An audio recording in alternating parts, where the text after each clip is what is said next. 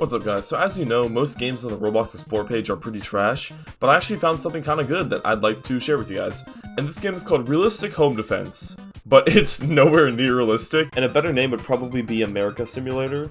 But it's really fun actually, and I'd like to give it a little review. So the premise of this game is simple.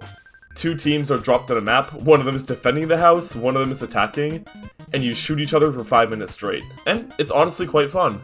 So basically, you get spawned in with 2 random weapons out of the loot pool, and most of the weapons are pretty satisfying to use. There's a couple of them that are purposely bad, but for the most part, you're gonna get something good, and you're gonna probably have a good life. Most of the guns have some natural inaccuracy. However, they do one-shot head, I believe. It might depend on the gun, but most guns, if you hit someone in the head, they're just gonna drop immediately. So it's either one-shot or just a crazy high multiplier. And another thing though is that if you're up close or in mid-range, you can press V on some guns, like the assault rifles, to switch to automatic, which doesn't always work that well at range, because a lot of the guns have more recoil like that, but you can always tap fire while you're in full auto, so I recommend just switching to it immediately.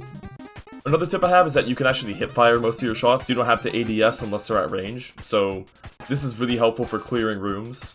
As for the best gun in the game, it's the Ria VR80, because it's a semi-auto shotgun with crazy range. If you hit a meat shot, it pretty much just one-shots, no matter what. It's really good. You're kind of guaranteed a 20 kill streak if you're anyway decent at the game. And the second best one is the Sig Virtus. I'm not really sure how to pronounce it, but it's a very fast firing assault rifle.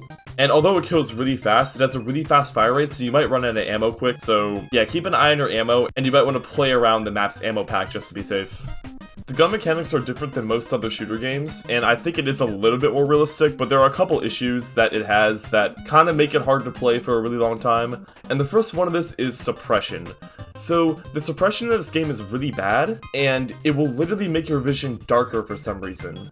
But I don't see the point of this because it just makes night maps extremely hard to play when you're nearly blind, and it's quite an unfun mechanic, and I wish it would change that somehow.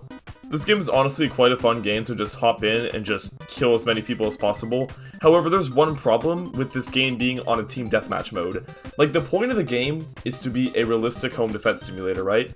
But the problem with putting it on deathmatch is that you have infinite respawns, so it ends up just being a spray and pray game, which it's still fun, but apparently before I started playing this game, it used to be a one life death mechanic. Both teams are spawned in, if you die you have to wait like 30 seconds, and if your entire team is dead, then the round ends. But then they just changed it to TDM, which I think is kinda dumb because that first mode sounds awesome, and I wish it would either just keep separate servers for each mode, or just stay with that old one. And the biggest problem of all is probably spawn camping, because it's incredibly easy to do on both sides. The meta is pretty much just kill people and run to their spawn as fast as possible to try and spawn camp. And that obviously is unfun for a lot of reasons, and goes against, again, being a realistic home defense game.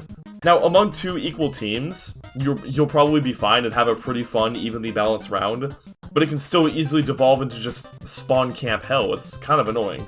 But yeah, overall, I had a lot of fun in this game, even with its problems, and I really recommend you try it just for a few minutes. Overall, I give this game about a 7 out of 10. It's got a really fun core gameplay loop, but there are a lot of massive problems like spawn camping that stop it from being even higher. But I do recommend you try it out, and that might encourage the devs to go fix those problems and make it one of the best games on Roblox, because I think it could be if it got really good and had more depth. But yeah, if you made it this far, please comment ideas for good Roblox games I should review, because I'm kind of running out. I've only played Blox Fruits and Phantom Forces for the past month, so I really need more stuff to play. So yeah, subscribe or I will make this game a reality for you.